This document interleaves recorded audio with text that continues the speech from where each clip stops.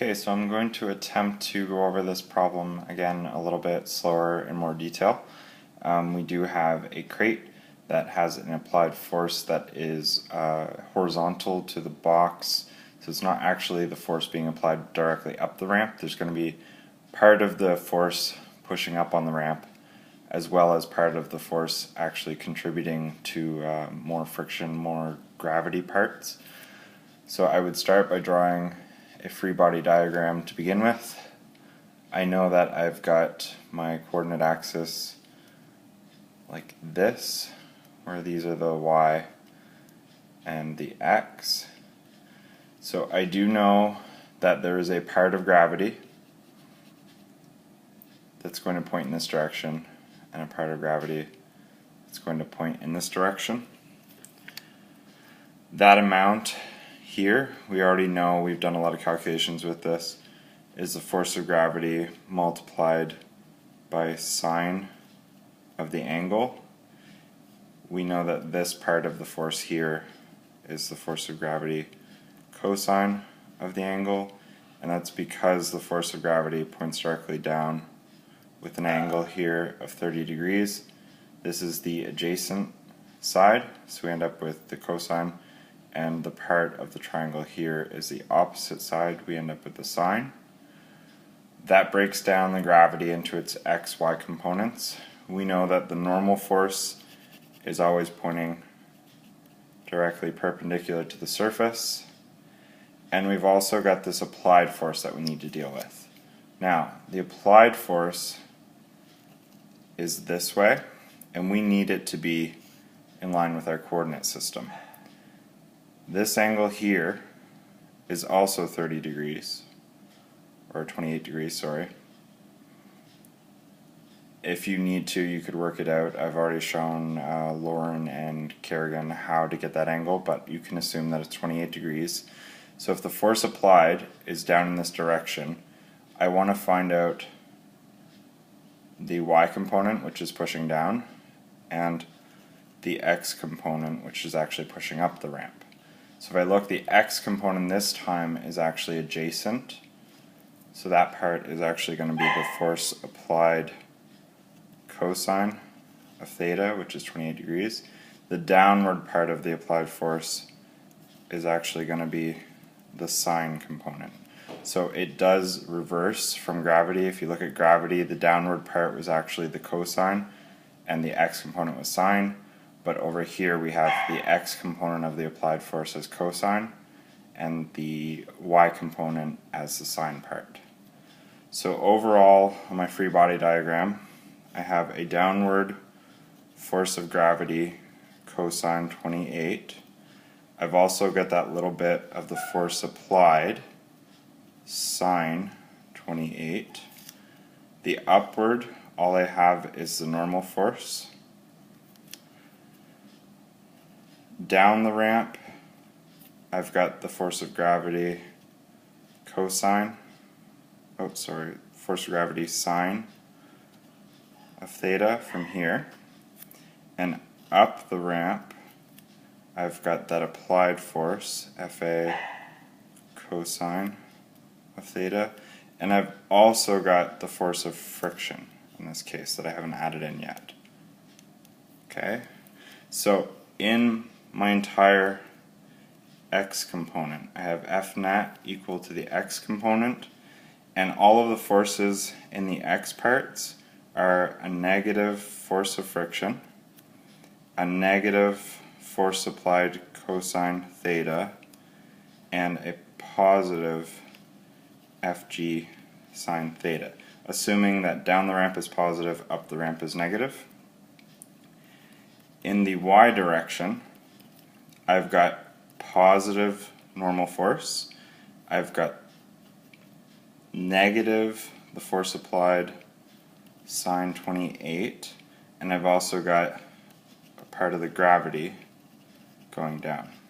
And again, I'm putting theta up here. You can fill in as 28 degrees, I just forgot to.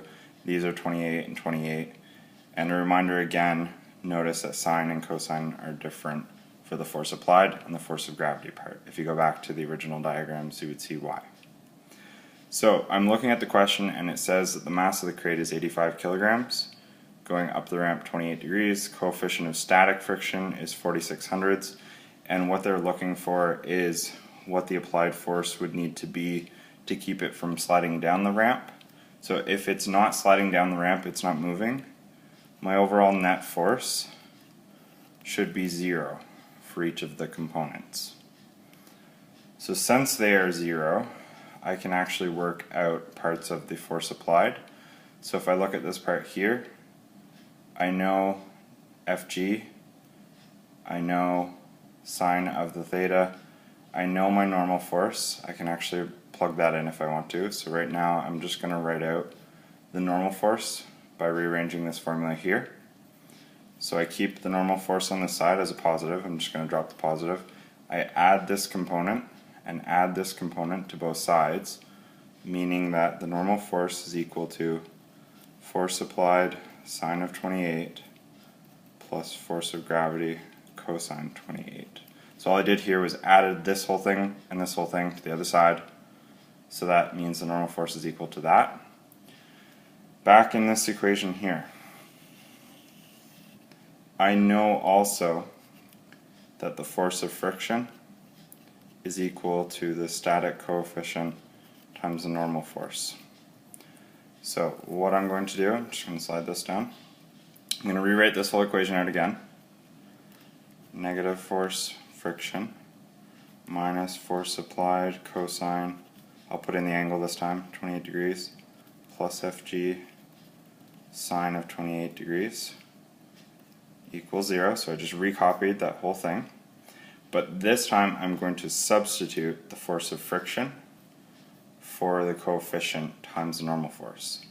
The normal force is this whole part here.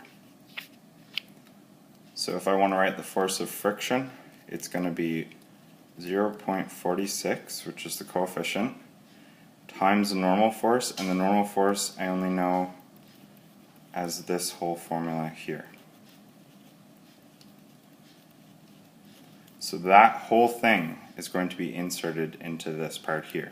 The negative stays out front, so I end up with negative 0.46 Fa sine of 28 degrees plus Fg cosine 28 degrees. That's this part here. I still got minus Fa cos 28 plus Fg sine 28 equals 0. So I'm going off my page here, but there will be an equal 0 part here. Now looking at this whole equation here, I don't know Fa. I do know this as a number. This whole part is a number because I know the mass and I know the gravitational acceleration, so I could calculate a number here. Again, I don't know that part of Fa. I know that this is a number and this whole part becomes a number. So I'm going to go through and multiply this. So I've got negative 0.46 Fa sine 28.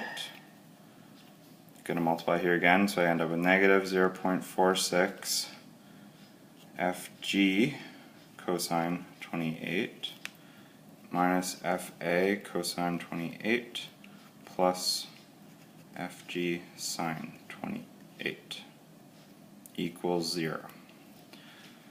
So this will be a component that has a variable Fa and a number in front of it. So say for example it turned out to be negative 10A, or Fa. This is going to turn into a number. Let's pretend, for example, that it turned into negative 5. This, again, is going to be a number times Fa, so let's just assume it's plus 5A Fa. It's not going to work out to that exactly. Cosine 28 is something small. Plus some number again. You can do the math, calculate it. Let's pretend that it's plus 10 equals 0. Then you've just got an amount of Fa, a number, amount of Fa, and a number. So you add or collect like terms in this case. So I collect like terms. I would have negative 5 Fa plus 5 equals 0. Then I would subtract the negative 5 from both sides, I would end up with -5 force applied equals -5. Divide both sides by whatever number is in front of the FA, and end up with FA equals 1. Now, this whole part here, I just made up those numbers. I don't have a calculator in front of me, so I didn't actually work out what -0.46 multiplied by sine of 28 was. That's the number that's actually going to go in front of the FA. You are going to actually calculate -46 hundredths times the mass, which is given in the problem, times the gravitational acceleration, which is 9.81, times cosine of 28. That's the number that's going to go here. You're going to calculate what negative cosine of 28 is. That's the number that's going to go in front of FA. You're going to actually calculate what mass times g times sine of 28 is. That's the number that's going to go here. Then you're just collecting like terms. These are probably going to be decimals. I'm not sure if they'll be positive or negative right off the top of my head, but it should work out to some number. These are going to work out to numbers and do the exact same steps. I've just used whole numbers in my model problem here just because I don't have a calculator right offhand. Essentially, these problems come down to writing or drawing a free body diagram showing all the forces in each of the directions. Our force of gravity being directly down is useless to us on its own. It's only useful as its component. So that's why right away when I have a force that's not directly in line with my coordinate system, I break it into its components. So I broke the gravity into the sine part and the cosine part. Same as the applied force. Usually the applied force we'll think of as going up the ramp. That would be the most efficient, but for some reason this worker has pushed on the box like this. So again, that force is useless to me. I want to know it as the sine and cosine components. That gets this whole stuff here. These things. Now I see all my forces are in the left or right, or the up and down direction. And I know again that my net force in the x and y direction are 0 because I'm not moving yet. So when you find your force applied in the final answer, the question actually asks what is the force applied you need to just make the box either start moving or just keep it at bay. So your force applied would have to be whatever number you work out to, or a little bit bigger.